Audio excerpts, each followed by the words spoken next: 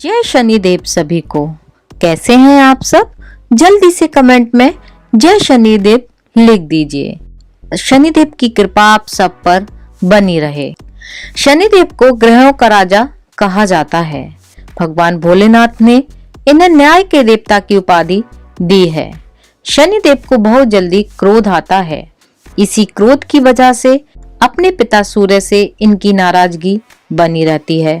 इनके क्रोध से सभी बचने की पूरी कोशिश करते हैं, वरना व्यक्ति पर मुसीबतों का पहाड़ टूट पड़ता है।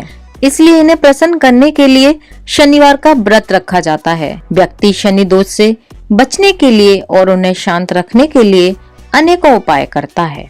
शनि की कृपा से सबको सुख और वैभव की प्राप्ति होती है। जो लोग शनिवार का व्रत करते हैं उनको पूजा के समय शनिवार की व्रत की कथा को सुनना चाहिए। और आइए अब मैं आपको सुनाने जा रही हूँ शनिवार की व्रत कथा, जिसको सुनने मात्र से ही सभी सुख और वैभव की प्राप्ति होती है। एक बार सभी 9 ग्रहों सूर्य, चंद्र, मंगल, बुध, बृहस्पति, शुक्र, शनि, राहु और केतु में बहस हो गई कि कौन सबसे बड़ा है। आपस में लड़ने के बाद सभी देवराज इंद्र के पास पहुंच गए।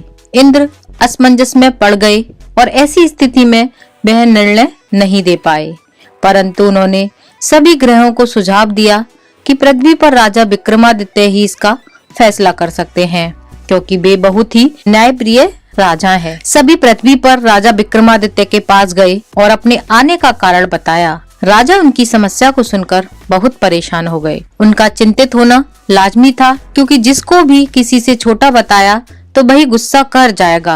राजा के काफी सोच विचार के बाद उन्हें एक उपाय सूझा। उन्होंने सुवर्ण, रजत, कांस्य, पीतल, शीशा, रागा, जस्ता, अभ्रक और लोह से 9 सिंहासन का निर्माण कराया और उन्हें इसी तरह से क्रम में रखा गया। सबसे निवेदन किया गया कि क्रम अनुसार सिंहासन पर आसन ग्रहण करें। शर्त रखी गई कि जो सबसे अंतिम में सिंहासन पर आसन ग्रहण करेगा वही सबसे छोटा माना जाएगा, जिसकी वजह से शनिदेव सबसे बाद में आसन प्राप्त कर सके और सबसे छोटे कहलाए। क्रोध के आवेश में आकर शनिदेव ने सोचा कि राजा ने यह सब जानबूझकर किया है और कुपित हो गए और कुपित होकर राजा से कहा कि राजा, तू मुझे नहीं जानता। सूर्य एक राशि में 1 महीना रहता है, चंद्रमा 2.25 महीने 2 दिन, मंगल 1.5 महीना, बृहस्पति 13 महीने, बुध और शुक्र 1-1 महीना विचरण करते हैं, लेकिन मैं 2.5 से 7.5 साल तक रहता हूँ। मैंने बड़े बड़े का विनाश किया है। श्री राम की 7.5 आने पर उन्हें जंगल जंगल भटकना पड़ा था और रावण की 7.5 आने पर लंका को बंदरों की सेना से परास्त होना पड़ा था। क्रोधित शनिदेव ने राजा से कहा कि अब आपको सावधान रहने की जरूरत है। इतना कहकर शनिदेव कुपित अवस्था में वहां से चले गए। समय गुजरता गया और काल चक्र का पहिया घूमते हुए राजा की 7.5 आ गई। और तब शनिदेव घोड़ों का सौदागर बनकर राजा के राज्य में गए। उनके साथ अच्छे नस्ल के बहुत सारे घोड़े थे।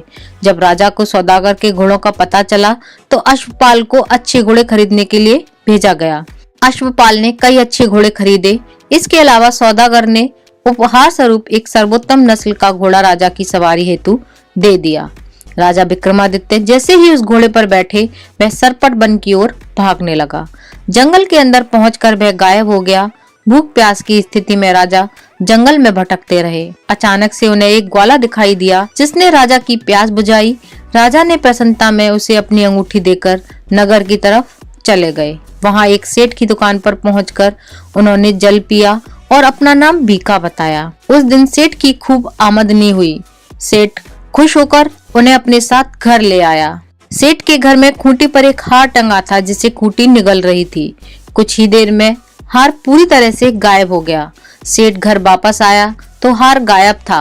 उसे लगा कि भीखा ने ही उसे चुराया होगा।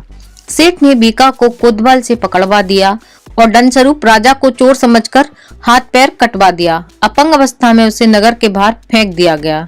तभी वहां से एक तेली निकल रहा था, जिसको बीका पर दया आ गई। उसने बीका को अपनी गाड़ी में बिठा लिया। बीका अपनी जीभ से बैलों को हाँकने लगा। कुछ देर बाद राजा की शनि दशा समाप्त हो गई। वर्षा काल आने पर बीका मल्हार गाने लगा। एक नगर की राजकुमारी मनभावनी ने मल्हार सुनकर मन ही मन प्रण कर लिया कि जो भी इस राग को गा रहा है वो उसी से ही विवाह करेगी। उन्होंने दासियों को खोजने के लिए भेजा, परंतु वापस आकर उन सभी ने बताया कि वह तो एक अपंग आदमी है। राजकुमारी यह जानकर भी नहीं मानी और अगले दिन ही वह अनशन पर बैठ गई। जब लाख समझाने पर राजकुमारी नहीं मानी, तब राजा ने उस तेली को बुलवा भेजा और बीका से विवाह की तैयारी करने के लिए कहा गया। बीका से राजकुमारी का विवाह हो गया।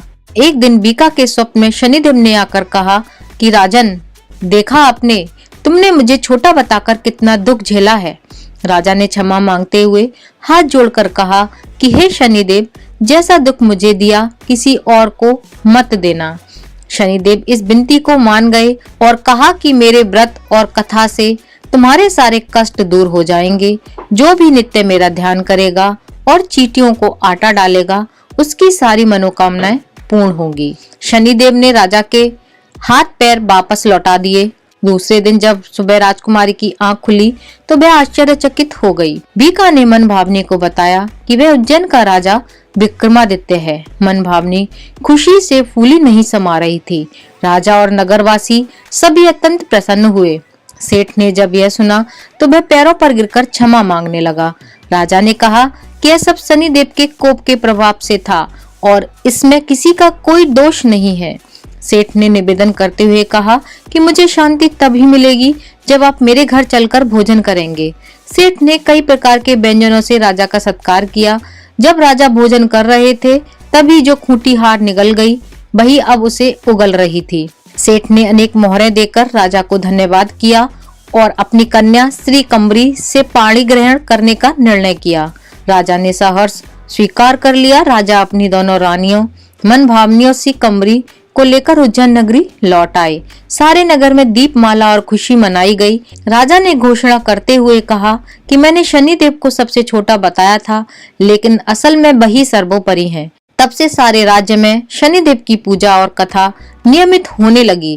सारी प्रजा के बीच खुशी और आनंद का वातावरण बन गया। शनिदेव के व्रत की कथा जो भी सुनता है उसके सारे दुख दूर हो जाते हैं और शनिदेव की विशेष कृपा प्राप्त होती है।